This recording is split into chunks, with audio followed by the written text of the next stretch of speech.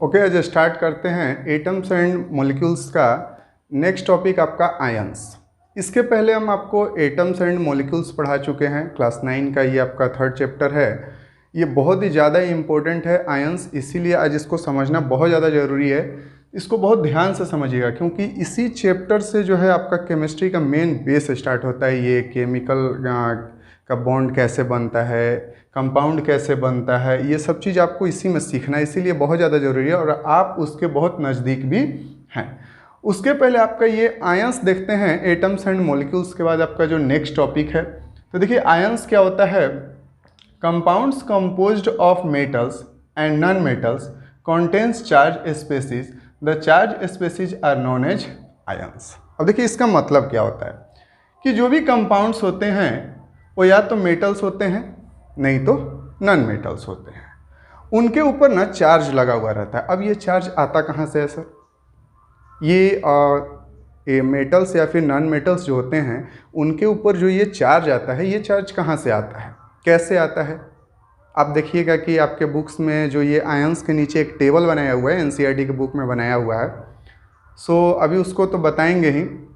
उस टेबल में देखिएगा कि कोई भी एलिमेंट्स जो लिखा हुआ है, जैसे कि H2 या फिर मैग्नीशियम लिखा हुआ होगा, आपका क्लोरीन का क्लोराइड लिखा हुआ होगा, और बहुत सारे सोडियम, मैग्नीशियम, अल्मुनियम, ये सब कुछ लिखे हुए होंगे जो एलिमेंट्स, तो उनके ऊपर प्लस माइनस ऐसे करके चार्ज दिया हुआ होगा।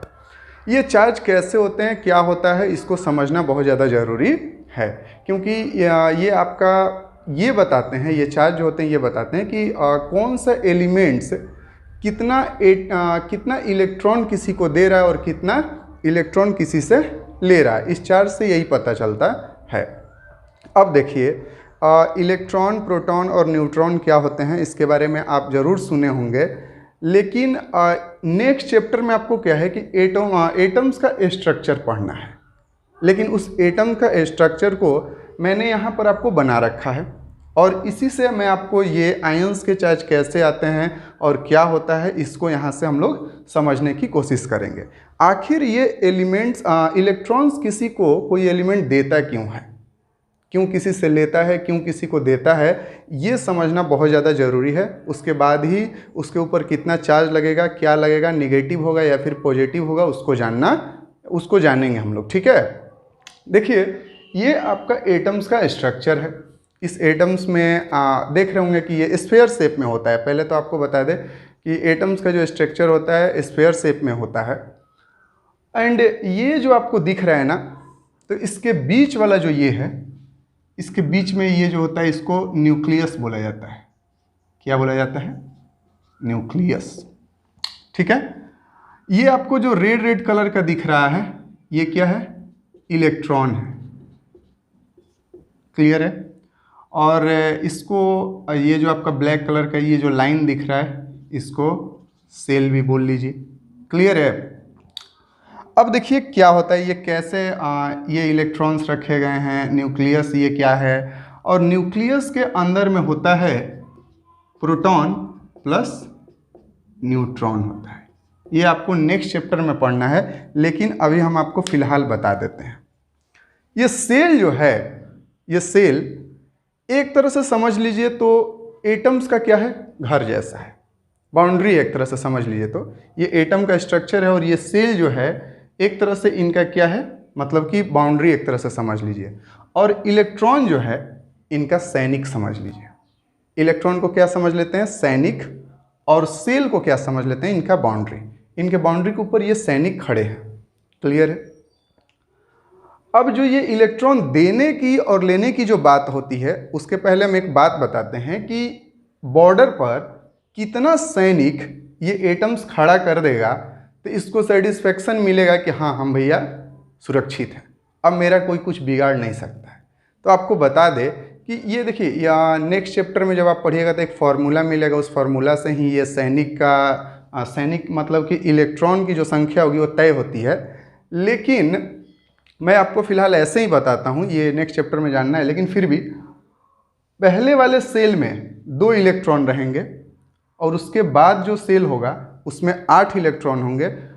एंड जैसे जैसे इलेक्ट्रॉन्स बढ़ते चलते हैं वैसे वैसे इनका सेल भी बढ़ते जाता है, मतलब जितनी सैनिक उतना बड़ा बाउंड्री इनका होता है। क्लियर है?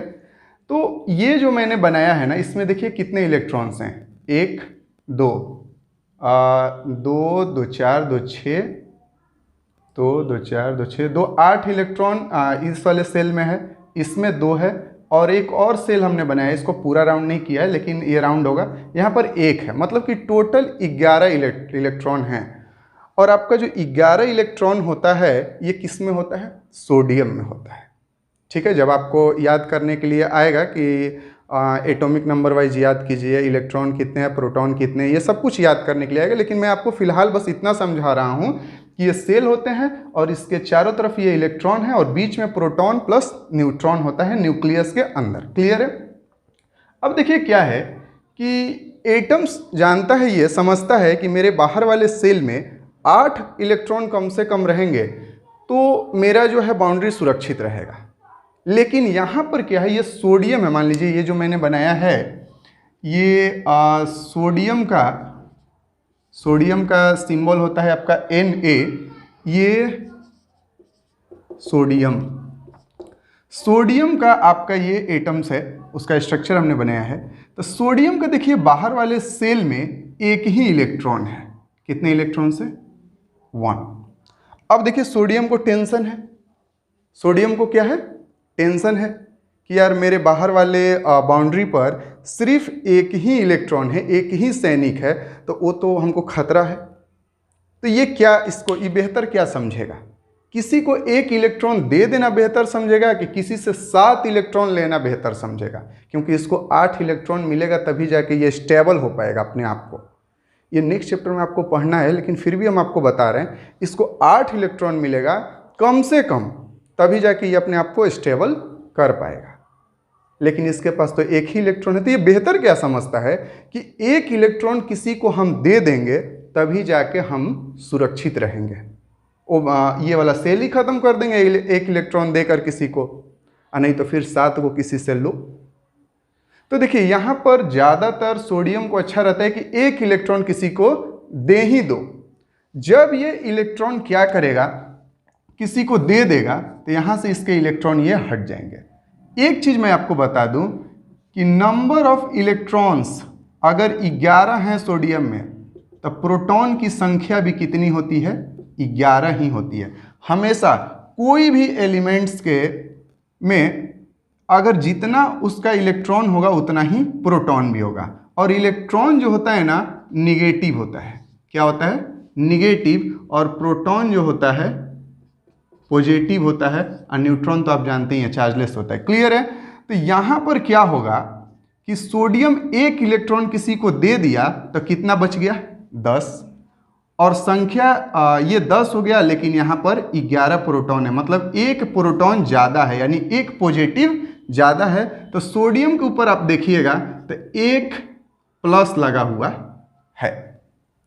आपको समझ में आया कि ये प्लस और माइनस कैसे लगता है, किसी भी एटम्स के ऊपर कैसे प्लस और माइनस लगता है। तो इसने एक इलेक्ट्रॉन किसी को दिया तो इसके ऊपर एक प्लस लग गया। अगर कोई एटम्स 2 इलेक्ट्रॉन, इसके बाद मैग्नीशियम देख लीजिए, मैग्नीशियम के लास्ट सेल में जैसे यहाँ पर 1 है उसमें 2 होगा, तो वो 2 भी किसी को देना बेहतर समझेगा। 8 लेने से अच्छा है कि 2 किसी को दे दो। तो क्या होगा कि उसके ऊपर 2 प्लस चार्ज लग जाएंगे। तो देने वाले एटम्स के ऊपर प्लस का चार्ज लगेगा क्योंकि प्रोटॉन की संख्या बढ़ जाएगी। और जो लेने वाला इलेक्ट्रॉन होगा, जैसे कि क्लोरीन में आपका क्या होगा कि वो लेने वाला है, उसके ऊपर देखिएगा माइनस लगा हुआ है क्लोराइड लिखकर। तो ये सब ना लेने वाले हैं, क्योंकि इनके लास्ट सेल में 7 इलेक्ट्रॉन होता है। तो ये तो समझेगा ना कि एक इलेक्ट्रॉन किसी से ले लो, 7 देने से अच्छा है कि किसी से एक इलेक्ट्रॉन ले लो। तो ये एक लेना बेहतर समझेगा। तो जब ये लेगा तो प्रोटॉन, मान लीजिए कि क्लोरीन का 17 होता है, ठीक है, इलेक्ट्रॉन, तो प्रोटॉन भी 17 होगा। तो इसका 17 इलेक्ट्रॉन है तो प्रोटॉन भी 17 है। अब एक इलेक्ट्रॉन अगर ये किसी से लेता है तो ये 18 हो जाएगा, यानी एक ठो निगेटिव चार्ज ज़्यादा हो जाएगा। तो इसीलिए क्लोरीन के ऊपर आप देखिएगा तो एक निगेटिव चार्ज लिखा हुआ होगा। तो आप इस तरह से देख रहे हैं कि आयंस में जो ये प्लस और माइनस का चार्ज लगता है, ये क्यों लगता है? क्योंकि ये इलेक्ट्रॉन का लेन देन वाला प्रक्रिया करते हैं। तो अब आपको समझ में आया कि आयंस क्यों किसी के ऊपर चार्ज वार्ज लगता है, और चार्ज लगने से सिर्फ हमें ये पता चलता है कि ये किसी को इलेक्ट्रॉन्स दिया है या फिर किसी से इलेक्ट्रॉन्स लिया है। क्लियर है। सेकेंड पॉइंट देखिए हमने क्या लिखा है कि an ion is a charge particles can be negative and positive. अब निगेटिव को हम लोग एनायन बोलते हैं और पॉजिटिव को केटायन बोलते हैं। ये चार्ज पार्टिकल्स जो एटम्स के ऊपर लगे हुए हैं ये निगेटिव भी हो सकते हैं और पॉजिटिव भी हो सकते हैं, अभी मैंने बताया। ठीक है, तो अगर निगेटिव रहेगा तो उसको एनायन वर्ड बोला जाता है, और पॉजिटिव होगा तो क्या बोलेंगे, केटायन बोलेंगे। क्लियर है। देखिए लास्ट पॉइंट आपका क्या लिखा हुआ है इसमें, a group of atoms carrying a charge is known as polyatomic ions. अभी तक मैंने आपको क्या बताया कि सिर्फ एक एटम्स, ये एक एटम्स के ऊपर क्या है, चार्ज है। अगर यही ग्रुप ऑफ एटम्स हो तो क्या होगा। ग्रुप ऑफ एटम्स का अगर एग्जाम्पल अगर हम आपको देते हैं तो सपोज करते हैं H3O, इसके ऊपर प्लस चार्ज, ये क्या है, ग्रुप ऑफ एटम्स है। इसका 3, इसका 1, ये देखिए ग्रुप ऑफ एटम्स है। अब ये इसके ऊपर अगर ये जो चार्ज दिखाएगा तो ये क्या कहलाते हैं, पॉलीएटॉमिक आयंस। ऐसे ऐसे ग्रुप ऑफ एटम्स के ऊपर जो चार्ज है पॉलीएटॉमिक आयंस का एग्जाम्पल आपके आयंस वाले टॉपिक के नीचे एनसीईआरटी में दिया हुआ है, साइड में पॉलीएटॉमिक आयंस करके दिया हुआ होगा। तो आप अब समझ गए होंगे कि आयंस कैसे होता है, क्या होता है, कहाँ से चार्ज इसके ऊपर आते हैं। अब आपको लग रहा होगा कि सर यहाँ पर तो ठीक है हमने समझ लिया, ये H3O का कैसे स्ट्रक्चर होगा, कौन इलेक्ट्रॉन देगा कौन लेगा, ये सब आपको बताया जाएगा। लेकिन नेक्स्ट चैप्टर में आपको ये सब चीज़ बताया जाएगा। लेकिन यहाँ पर जो है आयंस के बारे में आपने बेहतर तरीके से समझ लिया है कि चार्ज का कैसे लेन देन होता है। अब देखिए इसके बाद जो होता है ना, आता है आपका वैलेंसी। वैलेंसी क्या है, देखिए वैलेंसी तो सबसे पहले यहाँ पर पढ़ देते हैं। The combining power of an element is known as its valency. Valency can be use to find out how the atoms of an element will combine with the atom of another element to form a chemical compound. बोलने का मतलब ये है कि valency से ही हमें पता चलता है कि कोई भी एटम्स किसी से कितना ज़्यादा कैपेसिटी रखता है कंबाइन होने के लिए। कोई भी एटम किसी दूसरे एटम से कितना ज़्यादा इसके पास कैपेसिटी है कंबाइन होने के लिए। समझ में आया आपको। अब देखिए क्या है, कोई भी एटम दूसरे से कंबाइंड क्यों होता है, केमिकल कंपाउंड क्यों बनाता है, अपने आप को स्टेबल करने के लिए। मतलब रिएक्शंस जो होते हैं, समझ में आया कि नहीं। अब मान लीजिए कि सोडियम है बेचारा, सोडियम के पास एक इलेक्ट्रॉन ज़्यादा है बाहर में, तो मैंने क्या बोला कि सोडियम किसी को एक इलेक्ट्रॉन देना बेहतर समझेगा। तो जब किसी को एक इलेक्ट्रॉन देगा तो दोनों के बीच में रिलेशन बन जाएंगे। रिलेशन बनेंगे कि नहीं बनेंगे। अब देखिए आपके घर में भी क्या होता है, आप किसी को कुछ सामान दे देते हैं, जब उसके पास कमी पड़ती है और आपके पास ज़्यादा है, आप दे देते हैं तो क्या होता है, आप दोनों के बीच में रिलेशन बन जाते हैं।